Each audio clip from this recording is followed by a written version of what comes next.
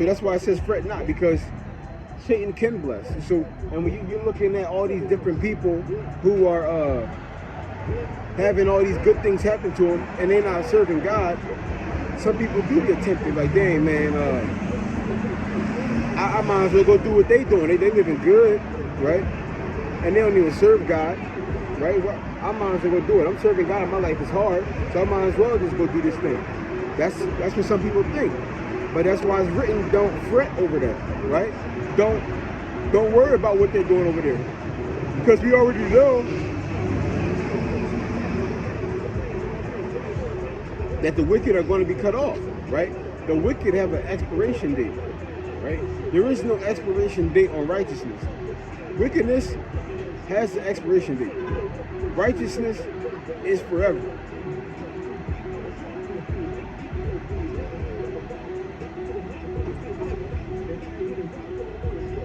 So this is Psalms 37:1. It says, fret not thyself because of evildoers, neither be envious against the workers of iniquity. For they shall soon be cut down like the grass and wither as the green herb. See? So it says, man, don't even worry about what they're doing. Because they are going to be cut down and they are going to wither away like a herb, right? In other words, they're going to be put out, right? So I don't care how good it's looking right now, right?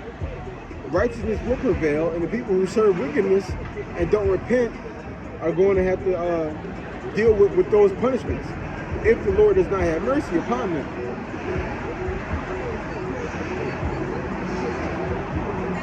It says, trust in the Lord Yahweh and do good. So shalt thou dwell in the land, and verily thou shalt be fed. So it says, trust in the Lord and do good, right? Why is that? Because doing good is how you trust in the Lord, right? When you do good, when you're doing good, that's showing that you trust in the Lord. When doing good for the Lord, in the name of the Lord, with Him in mind. So, if somebody do good because of Allah, you're not getting points for that, right? If somebody do good for, because it's the holidays, Christmas is a Christmas month, right? You're not getting points for that. We gotta do good as unto the Lord, right? You gotta have the Lord in mind when you're doing good. I'm gonna do this good thing because this is what the Lord wants. I'm trying to please the Lord, right? That's how you gotta do it. That's how you get the points.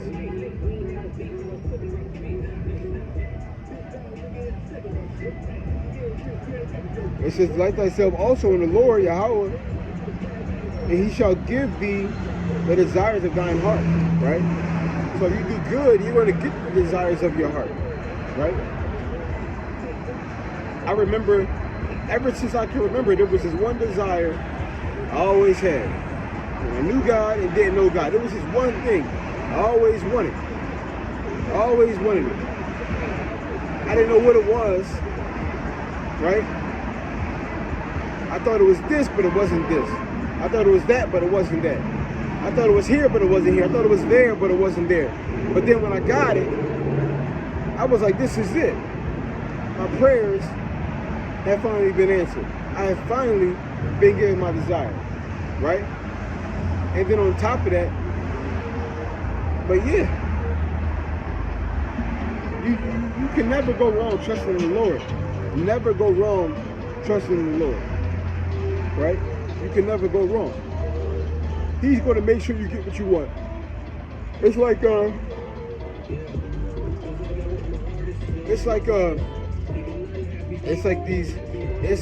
Babylon today.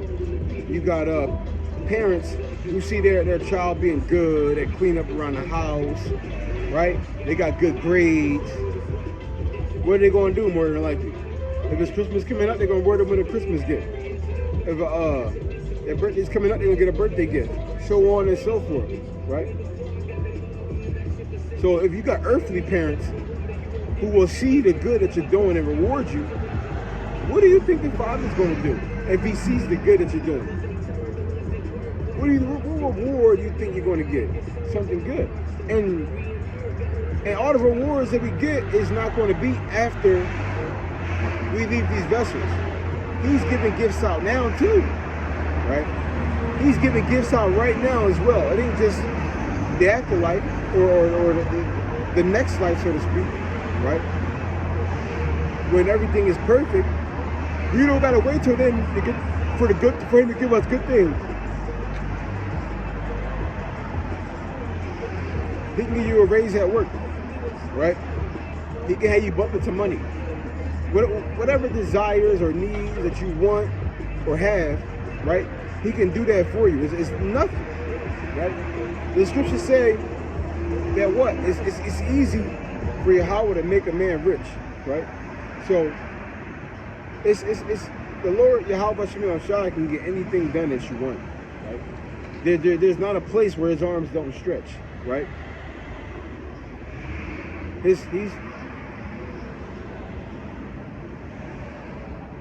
He can do whatever he please, right? He can reward you however he wants, whenever he wants, how many times he wants.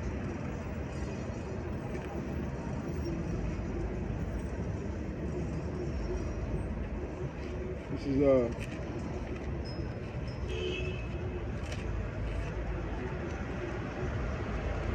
Romans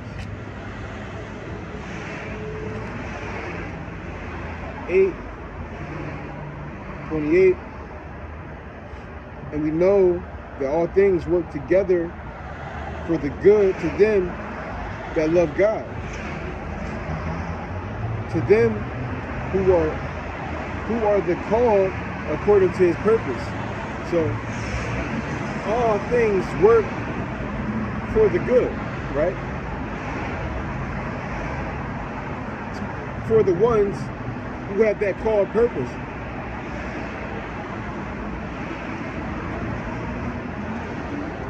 So everything works for good, right? I'm gonna give you an example. You can have this. I'm gonna give you an example that I specifically went through. Matter of fact, I'm just gonna give a random example, right? You can have a situation where your brother, right? Your brother, he's a mechanic, right? But he doesn't serve God. You have a car that has issues, right? He fixed your car for you, right? So you have a guy who doesn't serve God who got something good, which is what? He's a mechanic. They get good money, right? So you have somebody who doesn't serve God, but they have good things in their life. But you serve God, and now your brother, he's able to what? Fix your car for you for free, right? So you can have something good happen to somebody who doesn't serve God, and that'll be just for the sake of helping out a person who actually does believe in God, right? It's like you could be, imagine if you were like an actual judge with a gavel in this system, right? And you believe in God. Well, I ain't gonna say you believe in God. I'll say you believe in following the law of God, right? So let's say a sodomite comes into court. He's innocent, but you figure, hey, since he's a sodomite, he should go to jail. That's where he belongs for going against God for being a sodomite, right? Now, imagine if that guy who he sent to jail, right? Imagine that guy was supposed to go out one day, find another guy who's a homosexual. They lay with each other. They get a disease, and one of them decides, you know what? The doctors can't do nothing for me. I'm gonna turn my life back to God, right? So that was only able to happen because of that one guy was with that guy. Point being, you gotta be willing to serve the Lord in any type of situation, no matter what it looks like, right? Because you never know what person that you help could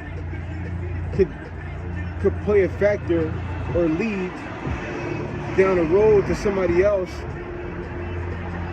following God or coming back to God, right? It's like